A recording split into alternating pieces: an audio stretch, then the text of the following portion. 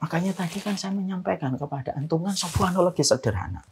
Kalau sholat sunnah fajar saja 3 menit sampai 5 menit dinilai oleh Allah dunia dan seisinya, apalagi ketaatan. Sholat, tilawah, sedekah ketika dilakukan pada waktu prime time. Di 10 hari yang pertama di bulan Dzulhijjah.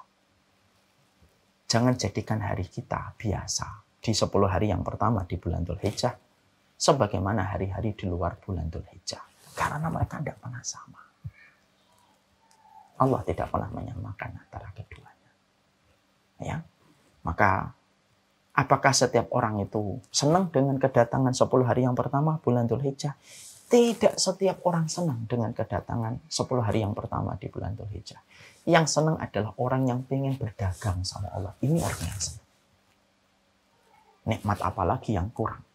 Kita sudah diberikan kenikmatan 10 hari yang terakhir di bulan Ramadan, lalu diberikan kenikmatan lagi hari ini, hari yang pertama di bulan Dzulhijjah. Maka ini merupakan perkara yang besar di sisi Allah. Yang ketiga yang kita harus lakukan, yang kita harus kerjakan ketika kita mendapati diri kita menginjakkan kaki di 10 hari yang pertama di bulan Dzulhijjah, yaitu adalah kita harus memperbanyak puasa. Ya. Puasa ini merupakan hal yang cukup penting di dalam kita memaknai 10 hari yang pertama di bulan Dzulhijjah, karena yang paling utama itu kan siangnya, terik mataharinya. Berarti kemudian siangnya dengan berpuasa itu sangat utama di sisi Allah Subhanahu wa taala. Puasa ini bisa dikerjakan yang paling utama 9 hari. Tapi kalau tidak mampu 8 hari, kalau tidak mampu 7 hari. Boleh 3 hari boleh, boleh 2 hari boleh. Boleh 1 hari Ustadz, 1 hari aja pas Arafah. Ya boleh, walaupun agak kebangetan ya, karena ini sudah merupakan prime time, tapi ya boleh aja gitu. Maka boleh bagi kita untuk memperbanyak puasa kita di bulan Dzulhijjah, yaitu puasa sunnah mutlak yang kita kerjakan untuk memperbanyak amal kita dengan siang dan terik mataharinya, dengan mengosongkan lambung kita, mengeringkan kerongkongan kita, semata-mata mengharapkan ridhonya Allah. Kan saya sudah pernah nyampaikan, bukan? Puasa itu merupakan ibadah yang paling disenangi oleh Allah. Di antara ibadah-ibadah yang juga paling disenangi oleh Allah itu salah satunya puasa. Kenapa? Karena orang itu merasakan kehadiran Allah itu terasa kalau puasa. Kan gitu ya? Maaf ya. Kita ini kalau puasa sebenarnya memiliki 1 juta, memiliki 100 kemungkinan tempat untuk membatalkan puasa. Ketika kita berkumur-kumur, kita bisa neguk tanpa ada yang tahu. Tapi kita nggak mau neguk ketika sedang berkumur-kumur, ketika kita berpuasa. Kita bisa ke belakang, pura-pura ke kamar mandi, kemudian kita minum. Bisa kita. Tapi kenapa orang kalau sudah niat puasa, dia tidak mau untuk membatalkan, walaupun tidak kelihatan sama sekali orang, walaupun di kamar mandi ada air seger ngalir dari kerannya dingin banget. Kenapa dia nggak mau teguk cegluk-cegluk gitu? Toh tidak ada orang yang tahu, karena dia merasakan kehadiran Allah. Itulah yang menjadikan puasa itu wasaumuli, puasa itu untukku. Dan para ulama mengatakan baik itu puasa yang wajib ataupun puasa yang sunnah, walaupun yang paling utama puasa yang wajib. Kenapa Allah menyandarkan puasa untukku, di mana ibadah-ibadah yang lain tidak disandarkan kepada Allah secara langsung, sebagaimana hadits qudsi, wasaumuli wa ana ajzi bihi. Tapi kenapa puasa itu disenangi oleh Allah? Karena manusia itu merasakan kehadiran Allah dekat banget, sampai dia tidak mau membatalkan puasanya walaupun di tempat tersembunyi sekalipun, karena dia merasakan kehadiran Allah. Dan itu utama ketika puasanya di 10 hari yang pertama, di 9 hari yang pertama di bulan Dzulhijjah. Makanya Masya Allah berpuasa. Saya telat hari ini, besok. Saya tidak besok tidak bisa Ustaz. Saya banyak walimah, ada 3. Kan walimah kan mubadir, kalau saya walimah tidak makan. Ya sudah hari Ahad. Wah hari Ahad saya juga ada rencana rekreasi. Ya sudah hari Senin. Kalau mampu mulai hari ini kita mulai berpuasa. Karena nilai transaksinya fantastik. Dengan sebuah profit jutaan triliun yang Allah akan ganjar untuk kita ketika kita bertransaksi dengan amalan puasa kita semata-mata karena Allah semata. Ini yang kemudian kita kerjakan. Kalau tidak bisa minimal puasa Arafah. Puasa Arafah. ketika kita puasa Arafah ini, nah, terjadi perbedaan. Kemungkinan itu terjadi perbedaan. Ya, terjadi perbedaan. Kenapa terjadi perbedaan? Karena bisa jadi mungkin tanggalan di Saudi lebih cepat daripada tanggalan di kita. Kalau semacam itu, kita mengikuti yang mana, Ustadz? Pertama, tidak usah kita meributkan. Karena pelaksanaan puasa Arafah ada yang mengambil miqat zamani, ada yang mengambil miqat makani. Kalau miqat makani berdasarkan proses wukuf di Arafah. Makanya miqatnya miqat makani, makan. Tempatnya wukuf. Orang wukuf ya kita Arafah, ya berarti kita harus sama tanggalnya. Tapi ada yang namanya miqat zamani, yaitu puasa Arafah didasarkan kepada miqat waktunya. Ya, waktu kita di sini tanggal 1-nya sekarang ya. Walaupun Saudi mungkin kemarin, ya kita hari ini, ya enggak apa-apa. Karena itu nanti juga kalau di breakdown lagi nanti ada namanya melihat ru'yah. Karena melihat ru'yah ada dua. Ada wihdatul matla, ada ikhtilaful matla.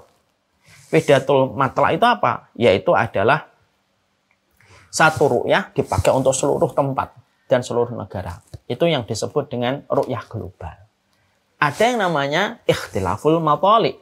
Setiap satu negara, satu kawasan memiliki satu ru'yah yang tidak harus dipaksakan dengan ru'yah di kawasan yang lainnya. Nah, kalau saya secara khusus, tanpa menafikan perbedaan, dan sudah sering saya menyampaikan, fikih itu luas. Yang sempit itu adalah hati kita. Tidak usah dipaksakan. Ada yang mengikuti miqat zamani, silahkan. Ada yang mengikuti miqat makani, tidak apa-apa. Nggak ada yang salah itu. Yang salah itu ketika sudah ribut tidak puasa. Nah gitu. Itu yang salah. Makanya Masya Allah ya, saya pernah dapatin di satu grup pertengkaran ketika mempertengkarkan kapan kita puasa wukuf, puasa Arafahnya. Ada yang mengatakan wukuf, puasa Arafah, lihat wukufnya.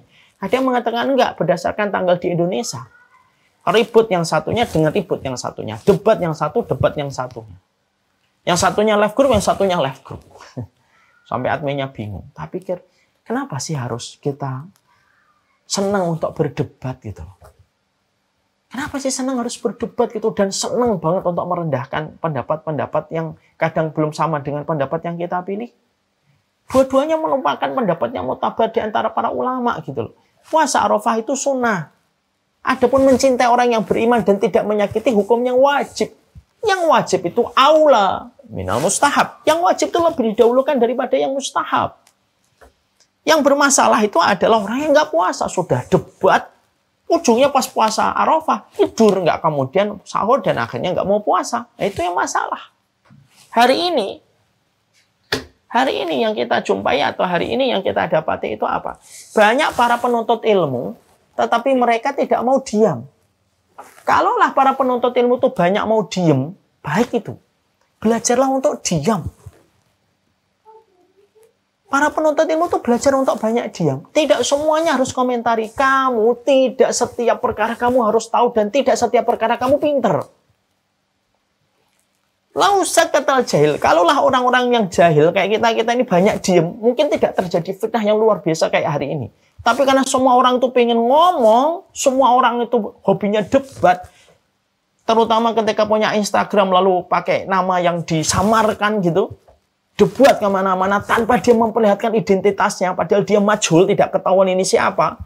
Kesukaannya debat betul. Itu yang menjadikan akhirnya fitnah itu tidak pernah selesai. Keributan yang terjadi di antara kaum muslimin. Karena keributan di antara kaum muslimin itu bagian dari fitnah. Banyaklah diam. Kita ini kalau banyak diam perumpamaannya kayak botol soda dikocok-kocok. Ini botol soda dikocok-kocok.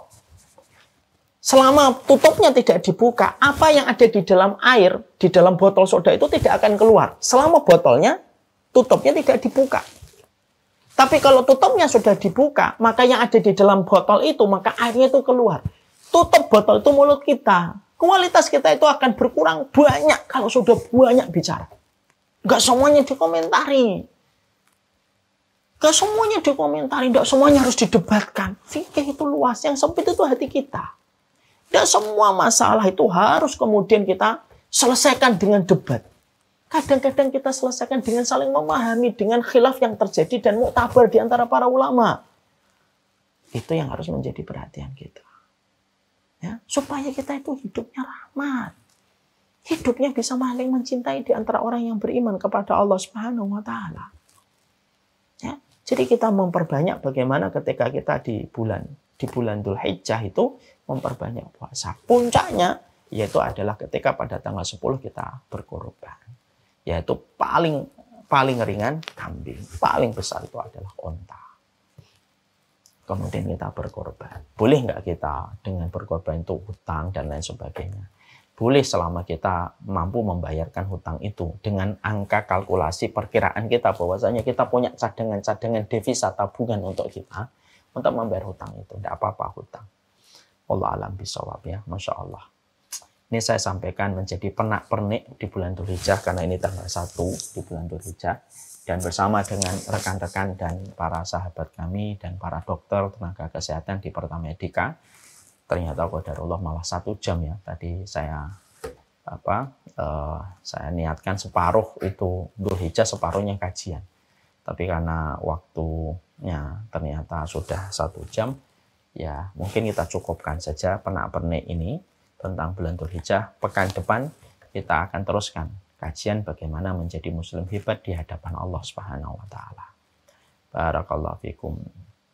Semoga Allah memberikan kebaikan untuk kami dan memberikan keberkahan dalam setiap urusan kami, dan semoga Allah memberikan kebaikan dalam setiap urusan yang kita lakukan.